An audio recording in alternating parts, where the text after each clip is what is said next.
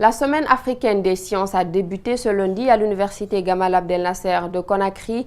L'objectif est de promouvoir les sciences, la technologie, mais aussi susciter des vocations au niveau des jeunes et encourager l'orientation des filles vers la discipline scientifique. Le ministre de l'Enseignement supérieur a profité de l'occasion pour solliciter l'augmentation du budget accordé à la recherche et l'innovation dans les universités guinéennes. Alseni Bari, Yacouba Traoré. C'est devant un parterre de ministres et d'étudiants qu'a été lancée la Semaine africaine des sciences. D'abord, le vice-recteur de l'université Gamal Abdel Nasser montre son indignation par rapport aux défis scientifiques auxquels sont confrontées les universités africaines. L'université contemporaine doit être porteuse de croissance économique et s'adapter non seulement aux besoins de nos sociétés, mais aussi aux besoins des usagers que sont les enseignants-chercheurs, les chercheurs et les étudiants. Pendant 5 jours, des panels, des expositions, des conférences et des ateliers scientifiques pour enfants vont être organisés. L'objectif, promouvoir les sciences, la technologie, mais aussi susciter des vocations au niveau des jeunes et encourager l'orientation des filles vers les disciplines scientifiques. Notre souhait est de voir se développer dans notre pays et plus largement au niveau du continent une recherche scientifique éthique, efficace et compétitive. Le renforcement des moyens accordés à la recherche et l'innovation en Guinée est fondamental, indique le ministre de l'Enseignement supérieur. Nous souhaitons là, Monsieur le ministre d'État de la Justice, que vous soyez notre interlocuteur auprès du président de la République, que les moyens accordés à la science soient davantage renforcés, à la recherche soient davantage renforcés dans nos universités. À l'instar de la Guinée, 34 autres pays ont célébré ou célèbrent cette semaine africaine des sciences. À tous les participants et particulièrement les enseignants, je vous demande de saisir toutes les opportunités qui vous sont offertes pendant ces 5 jours afin de mieux outiller et profiter de l'immense savoir des scientifiques et chercheurs, des entrepreneurs présents à travers les panels et ateliers et conférences et expositions scientifiques. Le Premier ministre qui a pris part à la cérémonie a d'abord visité les stands où sont exposées les inventions et les innovations faites par les jeunes Guinéens avant d'exprimer sa volonté et celui de son gouvernement d'accompagner les initiatives. Il est au micro d'Alseni Bari et Yacouba Traoré. Le processus de délivrance de brevets pour ces innovations puisse être engagé avec l'appui du ministère et le gouvernement s'engage à appuyer toutes ces innovations pour que ça profite en termes de croissance à l'économie. Ça profite en termes de création d'emplois, en termes de création d'opportunités pour les Guinéens. Je suis très fier pour ce que j'ai vu et j'encourage tous les innovateurs et leur promets l'engagement du gouvernement à les accompagner pour que ces innovations ne restent pas belles. Désormais, aucun étranger ne pourra acheter plus de 4 parcelles en Basse-Guinée. Ce sont des propos tenus par le Kuntigi de cette région. El Hadj Sekouna Souma l'a annoncé ce samedi à Dubreka au cours d'une rencontre avec des fils et ressortissants de la région côtière. Le Kuntigi a aussi annoncé l'implantation de plaques dans toutes les préfectures de la Basse-Guinée. C'est pour, dit-il, rendre hommage aux héros de cette région qui se sont battus pour l'indépendance de la Guinée. Reportage Abdourahmane Ba et Alseni Kamara.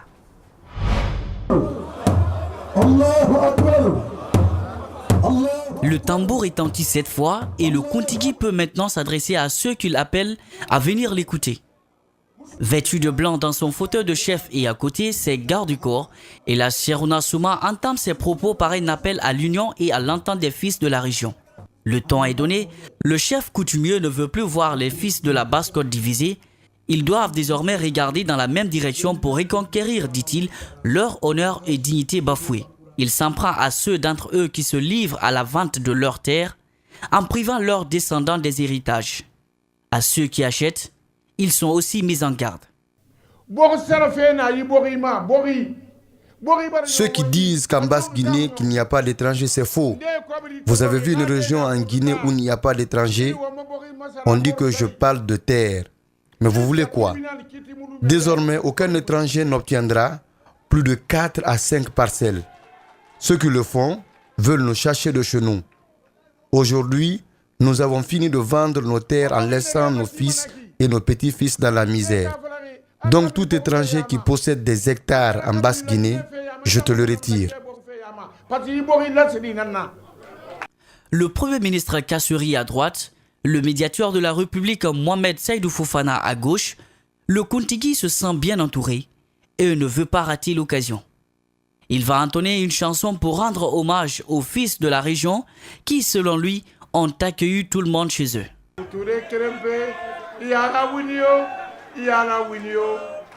Le Premier ministre Kassory Fofana n'a pas souhaité parler aux médias. C'est plutôt le directeur général de la Caisse nationale de la sécurité sociale qui va tenter de recadrer les choses. Quand on parle de la Basse-Guinée, ce n'est pas une affaire de sous-sous. La Basse-Guinée, pour nous, c'est tous ceux qui sont sur le territoire de la Basse-Guinée, quelle que soit leur origine. Le contrôle citoyen de l'action publique, une thématique qui a réuni de nombreux représentants des États ouest-africains à Conakry. Chacun est venu partager mais aussi étaler ses difficultés dans le seul but de renforcer les capacités des organisations de la société civile qu'il représente. Reportage d'Ibril Ba, Abdoulaye Kamara.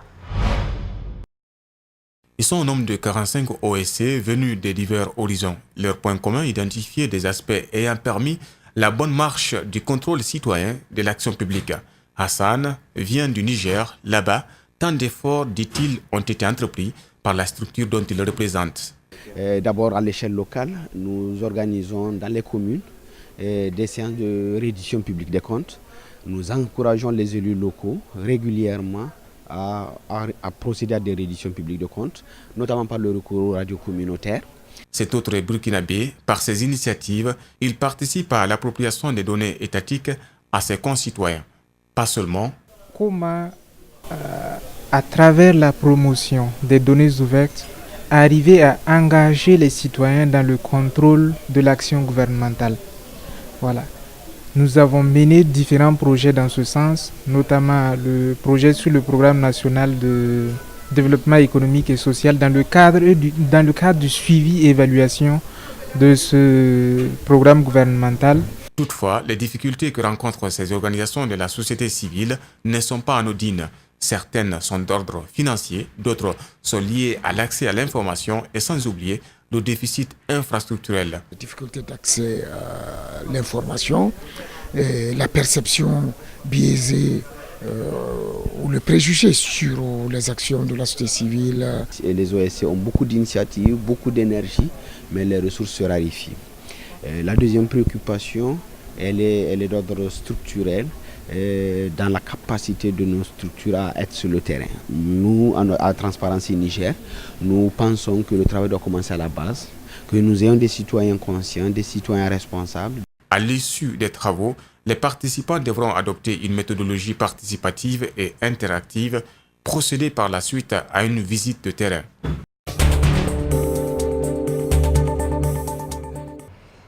En interactualité à présent, Katowice en Pologne, qui s'apprête à accueillir la conférence climatique COP24, est l'une des villes les plus polluées d'Europe. Elle se situe dans le bassin minier de Silésie où le charbon continue de faire vivre des milliers de familles et de tuer des mineurs. Suivez. 9h du matin dans une mine de Silésie, fin de journée pour ces gueules noires qui ont passé la nuit à extraire du charbon 600 mètres sous terre. En Pologne, plus de 60 000 hommes travaillent dans les mines. Le charbon est la principale source d'énergie du pays et la région de Silésie en abonde. Bien que le travail soit dangereux et nocif pour la santé, la main-d'œuvre ne manque pas. C'est de famille. Mon père, mon grand-père étaient mineurs, alors moi aussi. C'est avant tout le salaire qui m'a motivé, car il est plus élevé que dans les autres secteurs. Il m'arrive d'avoir peur, mais c'est rare, et c'est une chose à laquelle on ne pense pas. Un mineur peut gagner jusqu'à 1 600 € par mois, 2 fois plus que la moyenne nationale.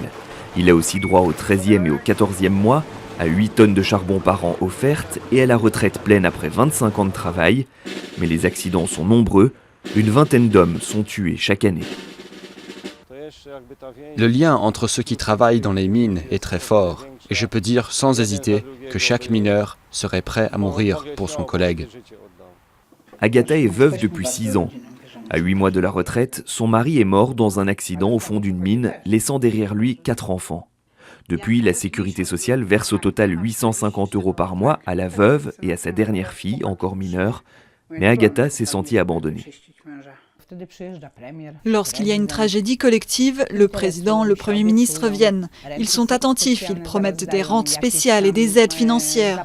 Mais lorsqu'une seule personne meurt, il n'y a qu'une ligne sur Internet, rien d'autre.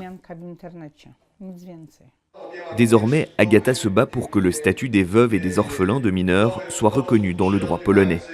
Malgré tout, elle ne s'est pas opposée à la décision de ses 2 fils, devenus à leur tour mineurs. À première vue, elle n'a pas changé et vous regarde toujours de travers depuis sa Toscane natale, c'est en Italie. Mais à y regarder de plus près, la tour de Pise est un peu moins penchée depuis quelques années. À la suite des travaux menés en 1993 et 2001, sous le contrôle d'un comité international, la tour avait récupéré 41 cm par rapport à la verticale, auxquels se sont ajoutés 4 cm supplémentaires, selon de récentes mesures. Suivez. On n'y voit que du feu. Et pourtant, la tour de Pise penche moins qu'avant. En 17 ans, elle a gagné 4 petits centimètres, après les 41 déjà récupérés grâce aux travaux initiés en 1990 pour éviter qu'elle ne s'écroule. Elle continue à se redresser et cela va durer encore quelques années avant qu'elle ne s'arrête. Et c'est sous terre qu'il faut aller chercher pour comprendre ce petit miracle. On a installé une batterie de tubes sous terre du côté opposé à l'inclinaison de la tour. Et grâce à des foreuses, on a pu extraire des portions de terre, tout ça de manière contrôlée. Grâce à ce système, on a pu récupérer 1/2 degré d'inclinaison.